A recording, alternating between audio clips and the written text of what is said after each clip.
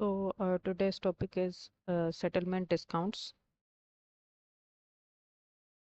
What is a settlement discount? A settlement discount is a reduction in the amount payable that is offered to the customers as an incentive for early payment. ठीक है, तो जब हम customers को credit sales करते हैं, ठीक है, तो जब हम कस्टमर्स को क्रेडिट सेल्स करते हैं तो हम जो है वो उनको एक क्रेडिट फैसिलिटी प्रोवाइड कर रहे होते हैं। यानी कि हम उनको जो सेल्स हैं उनकी जो पेमेंट है, ठीक है, उसको हम डिले कर रहे होते हैं बेसिकली। ठीक है, तो हम उनको इमीडिएटली उन पेमेंट नहीं लेते उनसे, लेकिन उनको एक क्रेडिट फैसिलिटी यानी कि एक टाइम पीरियड अलाउ करते हैं कि वो जो है पेमेंट जो है वो अ, बाद में कर सकते हैं। ठीक है, तो वो 1 महीना भी हो सकता है या 2 महीने हो सकते हैं या 3 महीने या जितना भी एक बिजनेस की एक पॉलिसी होती है उसके हिसाब से वो जो है वो क्रेडिट फैसिलिटी दे रहे होते हैं कस्टमर्स को। ठीक है, तो जिसको हम क्रेडिट सेल्स बोलते हैं। ठीक है, तो उसमें क्या होता है कि जब हम क्रेडिट सेल्स करते हैं तो हम एक डिस्काउंट प्रोवाइड करते हैं कस्टमर्स को जिसको हम कहते हैं सेटलमेंट डिस्काउंट। ठीक है, सेटलमेंट डिस्काउंट क्या होता है कि हम कस्टमर्स को बोलते हैं, फॉर एग्जांपल हमारी पॉलिसी है कि हम जो है जब क्रेडिट पे कस्टमर्स को सेल करते हैं तो हम क्या करते हैं 1 महीने का जो है टाइम पीरियड अलाउ करते हैं कि आपने 1 महीने के अंदर अंदर पेमेंट करनी है। ठीक है, तो इसमें क्या होता है कि कभी कभार हम कस्टमर्स को सेटलमेंट डिस्काउंट प्रोवाइड कर रहे होते हैं। सेटलमेंट डिस्काउंट ये होता है कि फॉर एग्जांपल हम उनको ये कहते हैं कि आप अगर 1 महीने की बजाय अगर आप हमें 15 डेज के अंदर अंदर पेमेंट करोगे तो जो है आपको हम फॉर एग्जांपल 5% डिस्काउंट देंगे। ठीक है, इसको हम कहते हैं settlement discount. A settlement discount is a reduction in the amount payable that is offered to the customer as an incentive for early payment।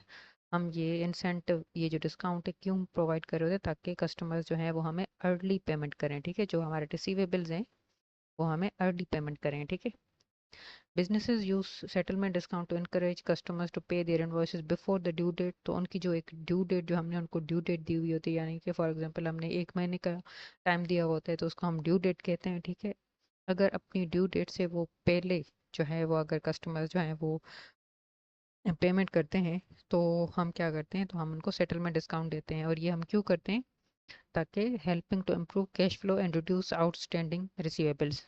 अगर हम सेटलमेंट डिस्काउंट्स अगर देंगे कस्टमर्स को और अगर इन सेटलमेंट डिस्काउंट की वजह से जो है वो हमें अर्ली पेमेंट करते हैं, फॉर एग्जांपल अगर हम 15 डे हम ये कहते हैं कि अगर आप 15 डेज के अंदर पेमेंट करोगे तो हम आपको सेटलमेंट डिस्काउंट 5% देंगे। ठीक है, तो वो क्या करते हैं, अगर कस्टमर्स जो हैं वो इस सेटलमेंट डिस्काउंट को अवेल करते हैं, यानी कि वो अगर 15 डेज के अंदर पेमेंट करते हैं डिस्काउंट अवेल करने के लिए, तो उससे क्या होगा कि हमारा जो कैश फ्लो है वो इम्प्रूव होगा। वो किस तरह से कि जो कैश जो है वो हमें बाद में मिलना था, ठीक है, वो जल्दी मिल जाएगा। इसको हम कहते हैं इम्प्रूविंग कैश फ्लोज। ठीक है, हमारा कैश फ्लो इम्प्रूव होगा एंड रिड्यूस आउटस्टैंडिंग रिसीवेबल्स, और जो हमारे रिसीवेबल्स हैं जो आउटस्टैंडिंग थे वो कम हो जाएंगे। ठीक है, unlike a price reduction given at the time of sale, a settlement discount is only available if the customer pays within the specified limit, specified period। ठीक है, हमारे पास जो है एक और डिस्काउंट दिया जाता है जो कि हम ड्यूरिंग द सेल हम जो कस्टमर्स को दे रहे होते हैं, जो कि जिसको हम कहते हैं प्राइस रिडक्शन डिस्काउंट। ठीक है,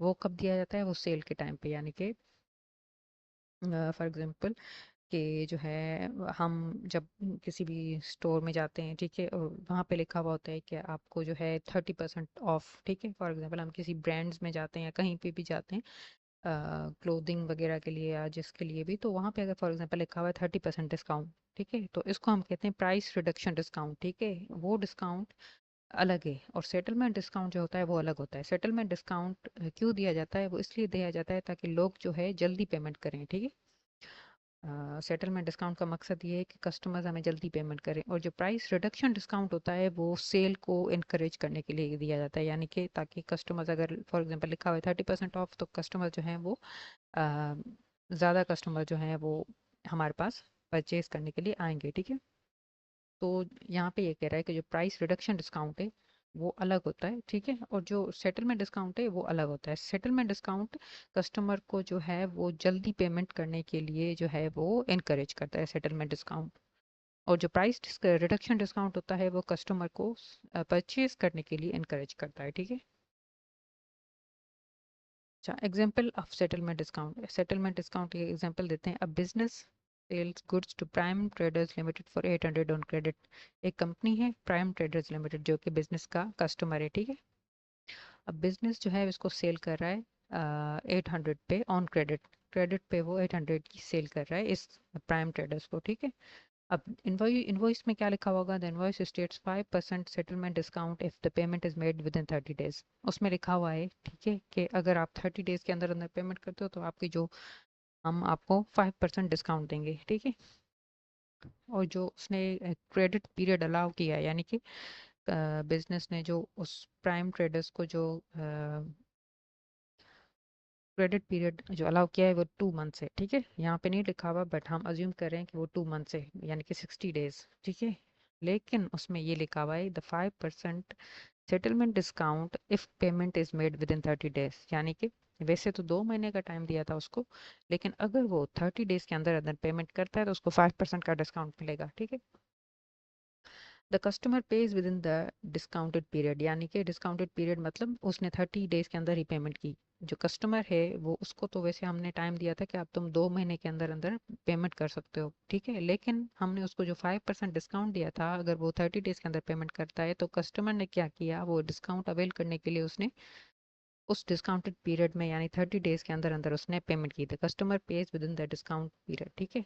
अब हम क्या करते हैं, डिस्काउंट को कैलकुलेट करते हैं कि डिस्काउंट कितना होगा, ठीक है। अब सेटलमेंट डिस्काउंट, हमारे पास जो क्रेडिट सेल थी वो कितनी थी? 800, ठीक है। 800 की क्रेडिट सेल थी, तो उस पर हमने डिस्काउंट जो अलाउ कर रहे थे हम वो 5% डिस्काउंट अलाउ कर रहे थे, ठीक है।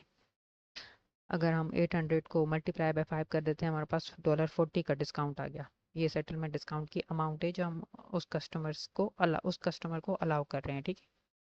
अब जो हम अमाउंट रिसीव करेंगे वो 800 रिसीव नहीं करेंगे, ठीक है। हम 800 में से 40 जो डिस्काउंट की वैल्यू है वो हम माइनस कर देंगे और जो हम अमाउंट रिसीव करेंगे वो होगा 760, ठीक है।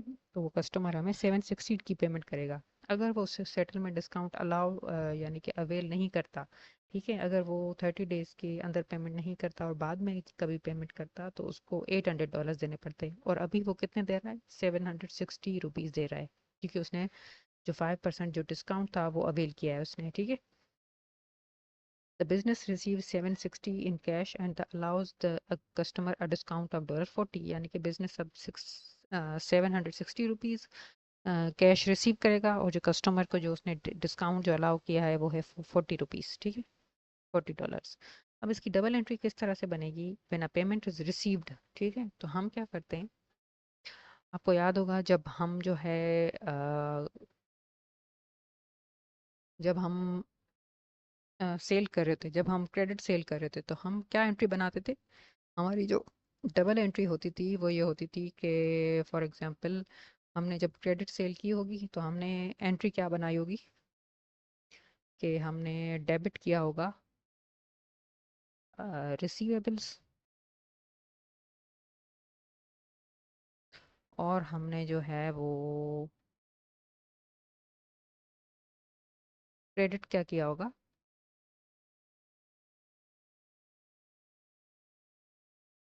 सेल्स, ठीक है।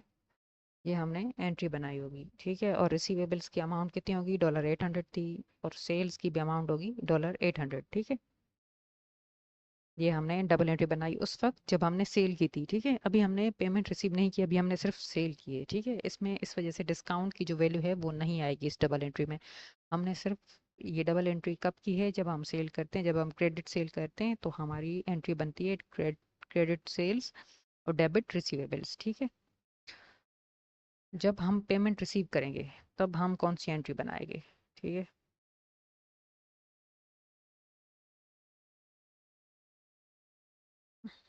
ये आ गई।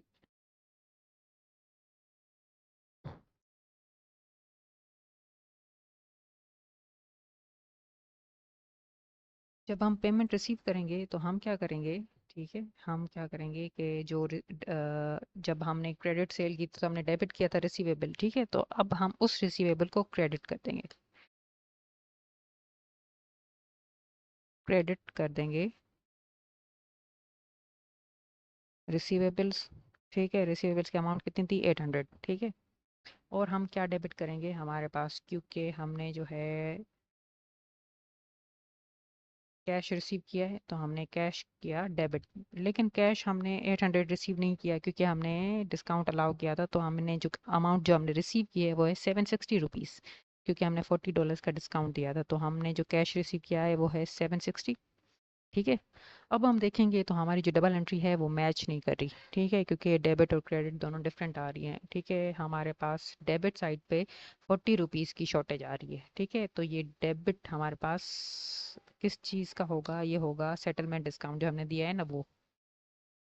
इसको डिस्काउंट लिख देते हैं सिर्फ, या फिर आप सेटलमेंट डिस्काउंट भी लिख सकते हैं। वो है 40 रुपीज़ का। अब हमारी डबल एंट्री मैच हो रही है। ठीक है। अब हमने डिस्काउंट को डेबिट क्यों किया है, डिस्काउंट को इस वजह से डेबिट किया है क्योंकि डिस्काउंट हमारे लिए एक्सपेंस है, बिजनेस के लिए एक्सपेंस है डिस्काउंट। ठीक है, तो इस वजह से हमने 40 जो है डॉलर डिस्काउंट वो डेबिट कर दिया है। जब भी एसेट्स और एक्सपेंसेस इंक्रीज होते हैं तो डेबिट होते हैं। ठीक है, ये हमारी डबल एंट्री तब बनेगी जब हम पेमेंट को रिसीव करेंगे।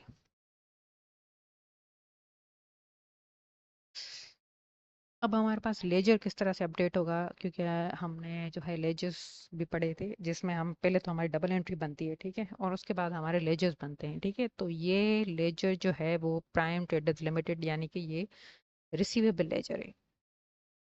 ठीक है,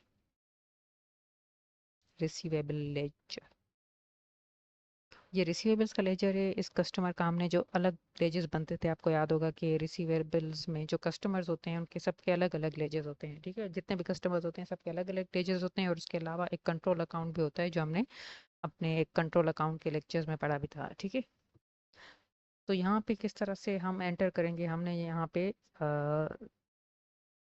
सेल्स यानी कि रिसीवेबल जब हमने रिकॉर्ड करना होगा तो हम क्या करेंगे, 800 जो है वो रिकॉर्ड करेंगे कि हमने इस डेट पे ये ट्रांजेक्शन की थी, जिसकी वजह से हमारे पास से रिसीवेबल एक क्रिएट हुआ था 800 का। ठीक है,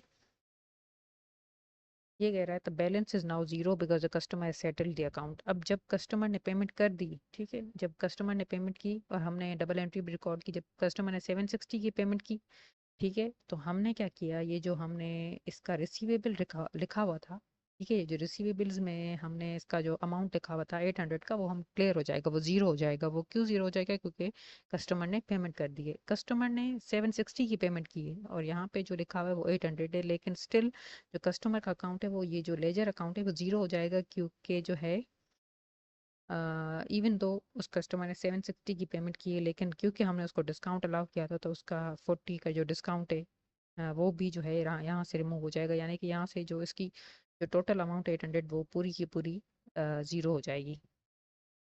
ठीक है, यानी कि रिसीवेबल ज़ीरो हो जाएगा। जैसे हम डबल एंट्री में भी देखेंगे, जब हमने जो सेल के ड्यूरिंग सेल जो हमने जो रिसीवेबल बनाया था, डेबिट किया था वो 800 था। अभी जो हमने क्रेडिट किया है जब हमने पेमेंट रिसीव किया तो वो भी 800। इसका मतलब जो रिसीवेबल उस कस्टमर से रिलेटेड था, प्राइम ट्रेडर्स से रिलेटेड जो रिसीवेबल्स था, वो पूरा का पूरा ऑफसेट हो गया, यानी कि पूरा का पूरा ख़त्म हो गया। ठीक है, अच्छा, डिस्काउंट अला यहाँ पे एक और अकाउंट बनता है जिसको हम लेजर अकाउंट कहते हैं। ठीक है, आपको याद होगा लेजर अकाउंट जो होता है वो टी शेप में होता है। ठीक है, लेकिन यहाँ पे ये भी लेजर अकाउंट ही है, लेकिन यहाँ पे जो है हमने इसको सिर्फ अ, एक दूसरे फॉर्मेट में लिखा हुआ है, क्योंकि अ, यहाँ पे हमने टी अकाउंट नहीं बनाया, क्योंकि यहाँ पे वो बनाना जो है वो थोड़ा सा डिफ़िकल्ट था मेरे लिए, इसलिए जो है मैंने इस फॉर्मेट में लिखा है। लेकिन ये लेजर अकाउंट ही है जो कि टी लेजर हमने पढ़े हुए थे, ठीक है, अपने प्रीवियस वीडियोस में। खैर, इसी तरह से जो लेजर्स होते हैं, ये डिस्काउंट अलाउड जो है उसका भी एक लेजर होता है। ठीक है, the discount granted to customer is recorded is discount allowed in discount allowed account. जिस तरह से रिसीवेबल के लेजर होते हैं, पेएबल के लेजर होते हैं, रेंट हो गया, एक्सपेंसेस जितने होते हैं, एसेट्स होते हैं, सबके जो है अकाउंट्स होते हैं, इसी तरह से डिस्काउंट का भी अकाउंट होता है। ठीक है, since this represent a cost to business it is treated as an expense. Discount जो है बिजनेस के लिए एक्सपेंस है। ठीक है, क्योंकि बिजनेस जो है वो एक्सपेंस क्यों है बिजनेस के लिए, क्योंकि वो जो इनकम उसने रिसीव करनी थी वो अब नहीं करेगा। क्यों नहीं करेगा, उसको 800 रिसीव करने थे, लेकिन उसने अभी कितने रिसीव किए, 760। उसने जो $40 जो उसने रिसीव नहीं किए वो उसकी एक इनकम थी। ठीक है, लेकिन अब वो उसे पैसे नहीं मिलेंगे। ठीक है, तो ये बिजनेस के लिए एक एक्सपेंस हो गया।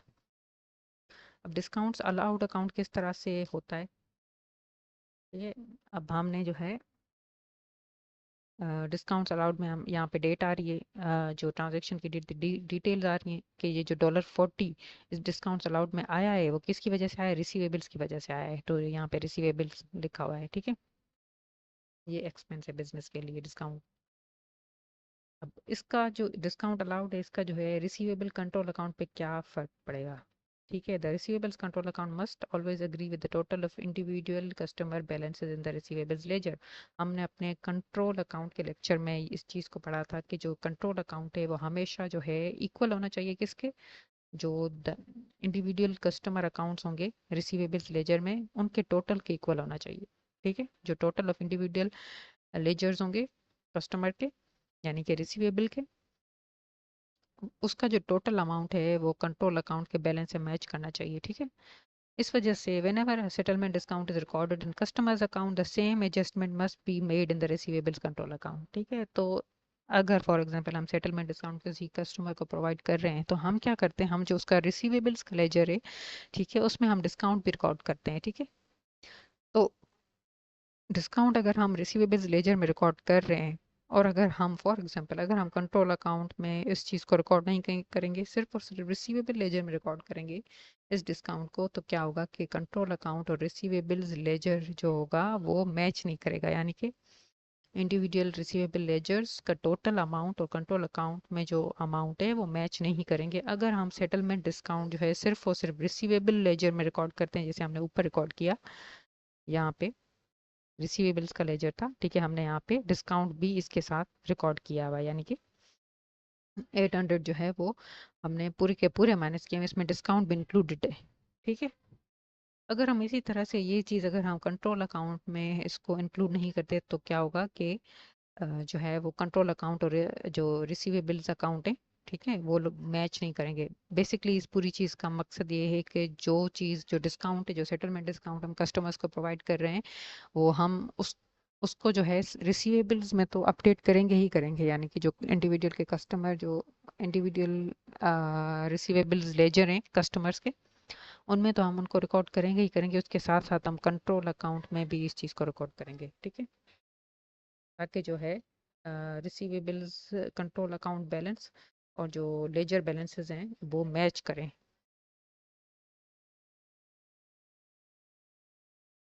रिसीवेबल के लेजर बैलेंसेस जो हर इंडिविजुअल और हर कस्टमर के अलग अलग होते हैं, ठीक है। और जो रिसीवेबल कंट्रोल अकाउंट है जिसमें जो है सारे कस्टमर्स और सारे इंडिविजुअल्स का डेटा एक साथ वहाँ पे रखा हुआ होता है जिसको हम कंट्रोल अकाउंट कहते हैं, वो जो है मैच करें।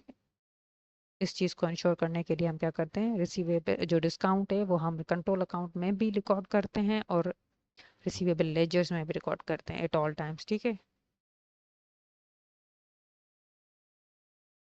अब हमने एग्जाम्पल देखना है डिस्काउंट का, ठीक है। Assume the following balances are outstanding, ठीक है। एक कस्टमर था अल्फा लिमिटेड जिसको हमने 1000 की जो है सेल की है, क्रेडिट सेल। बीटा लिमिटेड था जिसको हमने 600 की सेल की है, और गामा लिमिटेड है जो हमने 400 की सेल की है। Settlement discount of 5% is available if payment is made with in 30 days. और हमने उनको ये बोला कि अगर आप जो है वो 30 डेज के अंदर अंदर पेमेंट करते हो तो हम आपको 5% का डिस्काउंट देंगे। जब हमने पेमेंट रिसीव की तो अल्फा लिमिटेड ने पेज विद इन 30 डेज, यानी कि अल्फा लिमिटेड ने 30 डेज के अंदर अंदर पे किया। बीटा लिमिटेड ने भी 30 डेज के अंदर अंदर पे किया, लेकिन जो गामा लिमिटेड है उसने जो है वो पेमेंट नहीं की, यानी कि gamma limited page only part of the amount, यानी कि उसने जो उसकी हाफ अमाउंट थी ये जो 400 है इसने सिर्फ 200 पे किया with in 30 days and does not qualify for the amount, इसलिए जो है वो अमाउंट डिस्काउंट के लिए क्वालिफाई नहीं हो पाया, ठीक है। लेकिन अल्फा और बीटा इन दोनों को हम डिस्काउंट प्रोवाइड करेंगे क्योंकि इन दोनों ने 30 डेज के अंदर अंदर पेमेंट की है। गामा ने जो है वो फुल अमाउंट पे नहीं किया, लेकिन हाफ अमाउंट जो है वो पे किया है, लेकिन इस वजह से जो है वो डिस्काउंट के लिए क्वालिफाई नहीं हुआ। तो हम क्या करेंगे, अल्फा लिमिटेड को जो है 1000 का उसका जो अमाउंट था, ठीक है, उसमें अगर 5% अगर हम डिस्काउंट लगा दें तो 50 का डिस्काउंट हमने अल्फा लिमिटेड को दिया है, ठीक है। और जो बीटा लिमिटेड था उसकी जो अमाउंट जो थी, जो सेल थी, वो है 600 की सेल थी। जो आउटस्टैंडिंग अमाउंट था उसका, उस पर अगर हम 5% लगाते हैं तो $30 का जो है हमने बीटा लिमिटेड को डिस्काउंट दिया है। तो टोटल डिस्काउंट जो हमने दिया है वो ₹80 दिया है, जिसमें से हमने ₹30 जो है बीटा लिमिटेड को दिया है डिस्काउंट, और अल्फा लिमिटेड को 50 का डिस्काउंट दिया है। The receivables record must be updated to reflect both the cash receipt and discount granted. इसका मतलब ये है कि जो रिसीवेबल्स अकाउंट हैं उनको हमने जब अपडेट करना है, जब हम पेमेंट रिसीव करेंगे तो हमने क्या करना है, हमने कैश भी जो हमने रिसीव किया है वो भी अपडेट करना है, जो डिस्काउंट है वो भी अपडेट करना है। इसका क्या मतलब है, जब हम ऊपर अगर जाएं तो हम डबल एंट्री की जब बात कर रहे थे, ये रही, जब हम पेमेंट रिसीव करते हैं तो हम क्या करते हैं कि पूरा का पूरा रिसीवेबल्स का अमाउंट रिमूव कर देते हैं, यानी कि उसको ख़त्म कर देते हैं। डेबिट करने से रिसीवेबल बनता है और क्रेडिट करने से रिसीवेबल क्या होता है, रिमूव होता है, ठीक है, मतलब कम होता है। तो हमने क्या किया था, तो जो उस कस्टमर की जो 800 का टोटल बैलेंस था, जब हमने उसको पे की जब हमने उसको सेल की थी, तो 800 की हमने उसको सेल की थी, तो हमने रिसीवेबल को पूरा का पूरा 800 से ही जो है वो रिमूव किया था, यानी कि माइनस किया था, ख़त्म किया था 800 को, रिसीवेबल्स को 800 से ही टोटल अमाउंट से। हालांकि जो हमने कैश रिसीव किया वो 760 है, ठीक है, लेकिन रिसीवेबल्स कितना ख़त्म हो रहा है, 800, यानी कि रिसीवेबल्स पूरा का पूरा ख़त्म हो रहा है। तो ये भी यही बात कर, तो ये वही बात कर रहा है कि जब हमने जो है वो रिसीवेबल्स को माइनस करना, यानी कि रिसीवेबल्स को जब हमने क्रेडिट करना है, जब पेमेंट होगी तो हमने फुल अमाउंट को जो है वो माइनस करना है। रिसीवेबल्स का पूरा जो अमाउंट है वो ख़त्म करना है हमने। इवन दो जो हमने कैश रिसीव किया है वो कम रिसीव किया है क्योंकि हमने डिस्काउंट अलाउ किया है, लेकिन हमने जो रिसीवेबल्स को क्रेडिट करना है तो वो फुल अमाउंट से क्रेडिट करना है। अब हम बात करते हैं settlement discount versus trade discount. हमारे पास सेटलमेंट डिस्काउंट क्या होता है वो हमने डिस्कस किया है, लेकिन एक और चीज़ होती है जिसको हम ट्रेड डिस्काउंट बोलते हैं। वो क्या होता है, students often confuse these two discounts, यानी कि स्टूडेंट्स जो हैं वो सेटलमेंट डिस्काउंट ट्रेड डिस्काउंट में कंफ्यूज होते हैं। तो हम देखते हैं ट्रेड डिस्काउंट क्या होता है। अ trade discount reduces the selling price before the invoice is prepared. जो हमने पहले बात की थी कि जब हम किसी फॉर एग्जांपल किसी शॉप पे जाते हैं, ठीक है, और वहाँ पे लिखा हुआ है कि 30% ऑफ, ठीक है, तो ये होता है ट्रेड डिस्काउंट। ट्रेड डिस्काउंट कब दिया जाता है, जब इनवॉइस अभी प्रिपेयर ही नहीं हुई, ठीक है, यानी कि अभी कस्टमर ने जो है सेल की, हमने जो है कस्टमर को सेल की, ठीक है, तो हमने उसको ये डिस्काउंट पहले ही दे दिया, यानी कि जो इनवॉइस हम उसको देंगे उसमें जो है वो ये डिस्काउंट माइनस हुआ होगा, ठीक है। The trade discount reduces the selling price, यानी कि वो सेलिंग प्राइस को कम कर देता है। जब लिखा होता है 30% ऑफ, तो वो जो है हमें जब हम लेते हैं तो हम जो डिस्काउंट है वो उसमें ऑलरेडी लगा हुआ होता है, यानी कि वो उसकी जो सेलिंग प्राइस है, फॉर एग्जांपल एक चीज़ जो पहले 1000 की थी, जब हम उस पर 30% ऑफ कर देंगे तो वो चीज़ हमें कितने की मिलेगी, 700 की, ठीक है। तो ये जो ट्रेड डिस्काउंट होता है, इसकी वजह से जो 1000 की सेलिंग प्राइस थी वो कम होगी, कितनी होगी, 700। तो इसलिए ये कह रहे हैं कि the trade discount reduces the selling price before the invoice is prepared. अभी ये जो सेटलमेंट डिस्काउंट की हम बात कर रहे थे, वो डिस्काउंट तब देते हैं जब जो है कस्टमर हमें पेमेंट करता है, यानी कि जब इनवॉइस कस्टमर के पास चली गई, ठीक है, जो है वो कस्टमर ने जब पेमेंट करनी होगी, जब पेमेंट वो करेगा, पेमेंट जो है वो इनवॉइस के बाद होती है, ठीक है। इनवॉइस तो हमने पहले जनरेट हो गई होगी, ठीक है, और उस कस्टमर के पास भी चली गई होगी, ठीक है, लेकिन जब वो पेमेंट करेगा तब हम उसको जो डिस्काउंट देते हैं वो सेटलमेंट डिस्काउंट देते हैं। इस वजह से इसको कह रहे हैं कि जो इनवॉइस प्रिपेयर होने के बाद जो डिस्काउंट दिया जाता है वो है सेटलमेंट डिस्काउंट, लेकिन जो ट्रेड डिस्काउंट है वो इनवॉइस प्रिपेयर होने से पहले दिया जाता है। जब कस्टमर को हम सेल करते हैं तब हम जो डिस्काउंट दे रहे होते हैं वो ट्रेड डिस्काउंट होता है, ठीक है। एग्जाम्पल, लिस्ट प्राइस थी 1000, ठीक है, और हमने 10% डिस्काउंट अलाउ किया, तो इनवॉइस की अमाउंट कितनी हो गई, 900, ठीक है। जब जो उसको सेल इनवॉइस हम देने वाले हैं, जो उसको बना के हम देने वाले हैं, जो कि ऑटोमेटिकली जनरेट हो जाती है, या फिर जो है जब हम कहीं भी शॉपिंग करने जाते हैं तो जो वो इनवॉइस या जो रिसीट वो हमें प्रोवाइड करते हैं, ठीक है, उसमें जब अगर हमने ट्रेड डिस्काउंट लिया हुआ होता है, फॉर एग्जांपल हमने 10% डिस्काउंट लिया हुआ होता है, तो वो अमाउंट उससे माइनस हुई हुई होती है, और हमारे पास जो इनवॉइस की अमाउंट होती है वो 900 होती है, जो हम 900 पे करते हैं वहाँ पे, ठीक है। The customer invoiced for 900 not 1000, ठीक है। मतलब इसका ये है कि जो ट्रेड डिस्काउंट है वो इनवॉइस की जो प्राइस है उसको कम कर देगा। ये जो ट्रेड डिस्काउंट है जो जो है वो इनवॉइस की प्राइस को कम कर देगा, या फिर ये जो सेलिंग प्राइस है इसको कम कर देगा, ठीक है। The discount does not appear separately in the accounting records, यानी कि जिस तरह से सेटलमेंट डिस्काउंट अलग से एक अकाउंट बना हुआ था और अलग से हम इसको रिकॉर्ड करते थे, इसी तरह से ट्रेड डिस्काउंट का कोई अकाउंट नहीं होता, इसको हम अलग से रिकॉर्ड नहीं करते। ट्रेड डिस्काउंट हम सेल के साथ रिकॉर्ड करते हैं, यानी कि हम ये कंसिडर करेंगे कि जो हमने सेल की है वो 900 की सेल की, हमने 1000 की सेल की ही नहीं है, ठीक है। अगर हम सेटलमेंट डिस्काउंट दे रहे होते ना तो हम सेल अलग से लिखते, यानी कि 1000 अलग से लिखते, ठीक है। लेकिन हम फिर जो डिस्काउंट है उसको अलग से अकाउंट फॉर कर रहे होते, जैसे हम ऊपर कर रहे थे डबल एंट्री में, ठीक है। आपको याद होगा हमने कैश रिसीव किया, डिस्काउंट को अलग से लिखा वहाँ पे, ठीक है, इस तरह से। लेकिन ये जो ट्रेड डिस्काउंट है ये हम अलग से रिकॉर्ड नहीं करते, ये जो है वो अ, हम इसको सेल कंसीडर कर रहे होते हैं कि हमने 900 की सेल की है, हमने 1000 की सेल नहीं की। Settlement discount is offered after the invoice has been issued, ठीक है। ट्रेड डिस्काउंट क्या था? Trade discount reduces the selling price before the invoice is prepared, यानी कि अभी इनवॉइस प्रिपेयर नहीं हुई उससे पहले ही डिस्काउंट जो है हमने दे दिया, ठीक है, उसको हम ट्रेड डिस्काउंट बोलते थे। और ये जो डिस्काउंट है ये after the invoice has been issued, invoice issue की जा चुकी है, इनवॉइस हमें मिल गई, ठीक है। जब हम पेमेंट करने जाएंगे तब हमें जो डिस्काउंट मिलेगा उसको हम बोलते हैं settlement discount. It depends on Kadam on the customer paying with in a specified period. और ये जो है सेटलमेंट डिस्काउंट इसकी एक कुछ कंडीशन है, ठीक है। कंडीशन क्या है? वो तब मिलेगा जब कस्टमर हमें उस टाइम पीरियड के अंदर अंदर पेमेंट करेगा जो टाइम पीरियड हमने उसको बोला हुआ है। फॉर एग्जांपल अगर हमने उसको बोला था कि अगर आप 15 डेज के अंदर अंदर पेमेंट करेगा तो हम आपको जो है सेटलमेंट डिस्काउंट प्रोवाइड करते हैं, तो इस चीज़ की कंडीशन है। अगर वो उस पीरियड के अंदर पेमेंट करता है तो हम उसको सेटलमेंट डिस्काउंट प्रोवाइड करते हैं। ये जो ट्रेड डिस्काउंट है इसकी कोई कंडीशन नहीं होती, ठीक है। जिस तरह से सेटलमेंट डिस्काउंट की कंडीशन होती है इस तरह से ट्रेड डिस्काउंट की कोई कंडीशन नहीं होती। ट्रेड डिस्काउंट सबको दिया जाता है, जितने भी कस्टमर्स हमारे पास आएंगे 10% सबके लिए ऑफ है, 30% सबके लिए ऑफ है, ठीक है। लेकिन ये जो सेटलमेंट डिस्काउंट है सिर्फ हम उनको प्रोवाइड करेंगे जो कि उस टाइम पीरियड के अंदर अंदर उस 15 डेज के अंदर अंदर सेटलमेंट करेंगे, यानी कि उस 15 डेज के अंदर अंदर पेमेंट करेंगे। अगर कोई कस्टमर 15 डेज के बाद पेमेंट करता है तो उसको सेटलमेंट डिस्काउंट नहीं मिलेगा, ठीक है। तो सेटलमेंट डिस्काउंट सबके लिए नहीं होता, उनके लिए होता है जो जल्दी पेमेंट करते हैं, वो उस स्पेसिफाइड टाइम पीरियड के अंदर अंदर पेमेंट करते हैं। और जो ट्रेड डिस्काउंट होता है वो सबके लिए होता है। इनवॉइस अब यहाँ पे इसको हम किस तरह से अकाउंट फॉर करते हैं सेटलमेंट डिस्काउंट को? हमने इनवॉइस की अमाउंट 900 कर दी और 5% सेटलमेंट डिस्काउंट हमने दिखा दिया, ठीक है। जो कस्टमर जो पे करेगा वो 855, फॉर एग्जांपल इनवॉइस की अमाउंट थी 900, उसने जो है कस्टमर ने जो है सेटलमेंट डिस्काउंट अवेल किया, यानी कि हमने उसको 5% का सेटलमेंट डिस्काउंट दिया है, तो कस्टमर ने कितने पे किए? 855। The 45 discount is recorded separately as a discounts allowed. हमने जिस तरह से ऊपर देखा था कि जो है सेटलमेंट डिस्काउंट को अलग से हम अकाउंट फॉर करते हैं, यानी कि उसका एक अलग अकाउंट बनता है, उसको हम एज एन एक्सपेंस ट्रीट करते हैं। तो ये वही बात लिखी हुई है कि जो $45 का जो है हमने डिस्काउंट दिया है वो अलग से अकाउंट फॉर होगा। ट्रेड डिस्काउंट में ऐसा कुछ नहीं होता, ट्रेड डिस्काउंट जो है सेपरेटली अकाउंट फॉर नहीं किया जाता, ठीक है। Trade discount separately account for किया जाता है।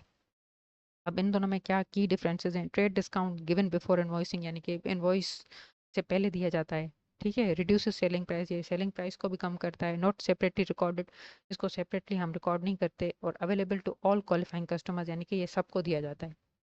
Settlement discount given after invoicing, यानी कि इनवॉइस प्रिपेयर होने के बाद दिया जाता है। इनकरेजेस अर्ली पेमेंट, और ये क्या करता है ताकि कस्टमर्स को इनकरेज करता है कि वो अर्ली पेमेंट करें। और रिकॉर्डेड इज डिस्काउंट अलाउड, और हम उसको किस तरह से रिकॉर्ड करते हैं? डिस्काउंट अलाउड रिकॉर्ड करते हैं, यानी कि उसको सेपरेटली अकाउंट फॉर किया जाता है। और ये जो है सबको नहीं दिया जाता, depends on the payment with in a specified limit, ठीक है। अगर वो पेमेंट करते हैं with in a time limit तो उनको दिया जाता है, जो पेमेंट नहीं करते उस टाइम पीरियड के अंदर उनको नहीं दिया जाता। Trade discount before invoicing, settlement discount after invoicing. Trade discount reduces selling price, और सेटलमेंट डिस्काउंट का मकसद क्या होता है? Encourages early payment. Trade discount में जो है ट्रेड डिस्काउंट को सेपरेटली अकाउंट फॉर नहीं किया जाता, और सेटलमेंट डिस्काउंट को जो है recorded as a discount allowed, यानी कि उसको सेपरेटली अकाउंट फॉर किया जाता है, ठीक है। और जो ट्रेड डिस्काउंट है is available to all customers qualifying customers, और जो सेटलमेंट डिस्काउंट है वो उनको दिया जाता है जो कि उधर वो स्पेसिफाइड टाइम लिमिट के अंदर जो है वो पेमेंट करते हैं। डिपेंड्स ऑन पेमेंट, अगर वो पेमेंट करते हैं टाइम लिमिट के अंदर तो उनको दिया जाता है, अगर नहीं करते तो नहीं की दिया जाता।